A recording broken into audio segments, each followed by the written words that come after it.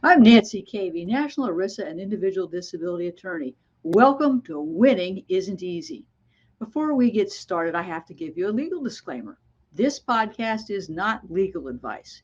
The Florida Bar Association says I have to say it, so I've said it, but nothing will ever stop me from giving you an easy to understand overview of the disability insurance world, the games that carriers play, and what you need to know to get the disability benefits you deserve. So off we go with today's episode. Do you have fibromyalgia? If so, today's podcast for you. But if you don't have fibromyalgia, I think you can still learn lessons from this podcast. I'm going to talk about three things today. First, fibromyalgia and how disability carriers evaluate fibromyalgia claims, how disability carriers actually view fibromyalgia claims, and forms fibromyalgia and your claim. Let's take a break for a moment before we get into this episode.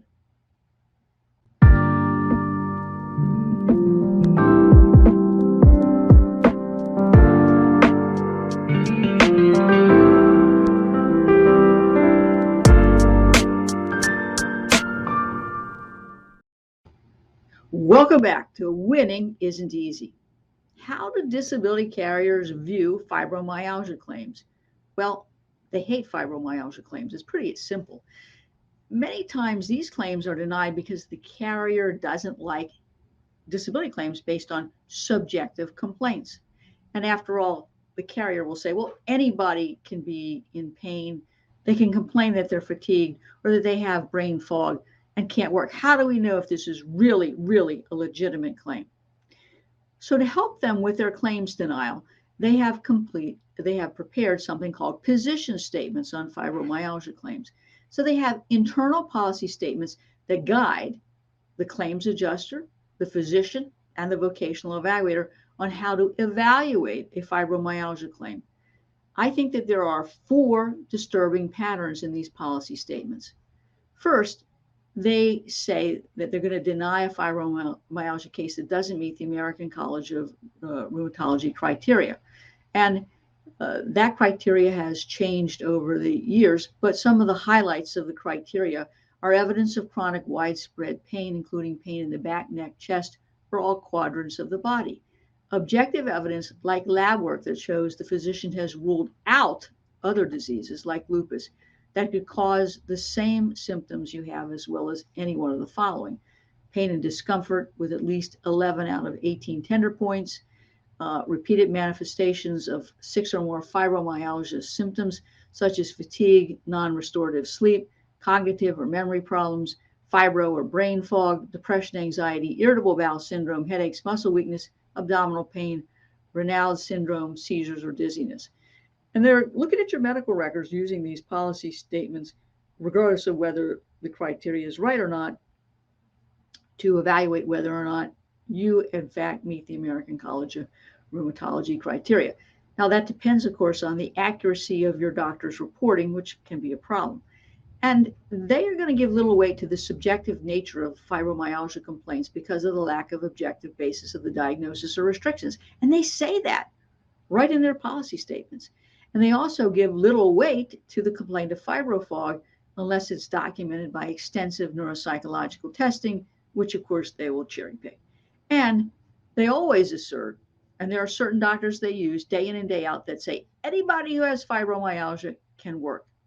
You just don't want to work. Now, what do the disability carriers do next after they have looked at their policy position statement? They analyze your medical records. And they'll have a claims examiner who is the adjuster looking at your file, and they'll ask a staff nurse or an in-house liar for hire doctor to evaluate your records because they want to know, is there an objective basis for the diagnosis? Now, courts have shot them down on that one because courts understand that there generally is no objective basis for the diagnosis. But they're also looking at what's the basis of your restrictions and limitations. And that's where courts have upheld denials because they're looking for an objective basis of the restrictions and limitations. So what's the carrier looking for? What's their medical review evaluator looking for? Well, they're looking for how long you've had these symptoms, the nature of your symptoms, whether they've progressed or changed over time. what you've reported to your physician about your fibromyalgia symptoms and how those symptoms have impacted your activities of daily living. And then they're going to compare that to what you reported on your activity of daily living forms or what you're talking about in your social media posts. They're going to look at the nature of your treatment and your response to treatment, the side effects of medication, what other physicians have diagnosed fibromyalgia, what your physician has said about your exam findings and any laboratory findings, and they want to see that you've been seen by a specialist for the treatment of your symptoms. They don't want you to be treating with just a general practitioner or a primary care provider. They want to see that you've seen a rheumatologist, an orthopedist, maybe a neurologist, a gastroenterologist, a physical therapist, a psychiatrist, or a psychologist. So they're going to be looking closely at your medical records. What else are they going to do? Well, they're going to review other evidence. And that, of course, is that APS form, the form completed by your doctor. Well, the problem, of course, as we've mentioned before, is that the APS form doesn't on purpose ask the right questions. I supplement the APS form with a Social Security fibromyalgia form. Now, the carrier is going to start picking apart that APS form and maybe even have their physician contact your physician in an effort to persuade your physician that you can work at least a sedentary capacity. I strongly suggest that you contact your doctor's office and request that if a carrier questions them, wants to talk to them, that their staff be instructed to tell the insurance company doctor to put their questions in writing and copy you, so that there's no chance that the peer review provider will misrepresent what your physician has to say during the call, or misrepresent your medical evidence to the physician, or misrepresent your activity of daily living. Don't be surprised if the disability carrier's doctor lies about these conversations. I see it all the time. And you want to make sure that your doctor is sending a letter confirming the conversation.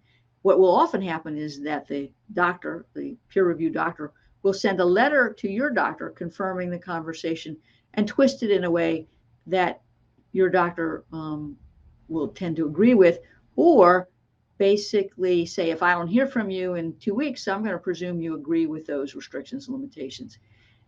Or worse yet, the doctor's just so busy, as we understand, with their practice, that they don't have the time to really closely look at this letter. And it's just easy to sign off on a letter. So there's just some of the mistakes that your doctor can make interacting with a disability insurance carrier, and they're counting on that. Now, the next tactic is to send you for a not so independent medical examination. Your carrier has the right to ask you to have an IME, but these doctors are hired guns. They're not in the business of giving the disability carrier ammunition with which to pay your claim. They're in the business of giving the carrier ammunition to deny your claim. If you are being scheduled for an IME, I really think you need to talk to a disability attorney. Not just any attorney, a disability attorney, because there's some things that potentially we can do to protect you during the IME by filming the IME, having witnesses present, or some other techniques that we can use to help you be prepared for the IME. Now, I don't let my clients complete forms in the IME doctor. I don't really let my clients give a history. I let the doctor review the incorrect summary from the disability carrier, because the doctor's there to do a physical examination and answer the carrier's questions. By the way, they're not there to render advice to you about the nature of your disease or the treatment, or even give you information about your ability to work. So they're there as the enemy to sabotage and destroy your claim. I think that the reality is that the APS forms are one on the sufficiency of your medical records, the APS forms, and ultimately your credibility. Let's take a break. Are you a professional with questions about your individual disability policy?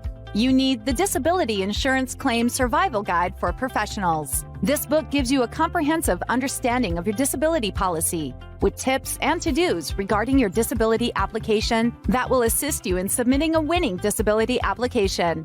This is one you won't want to miss. For the next 24 hours, we are giving away free copies of the Disability Insurance Claim Survival Guide for Professionals. Order yours today at disabilityclaimsforprofessionals.com.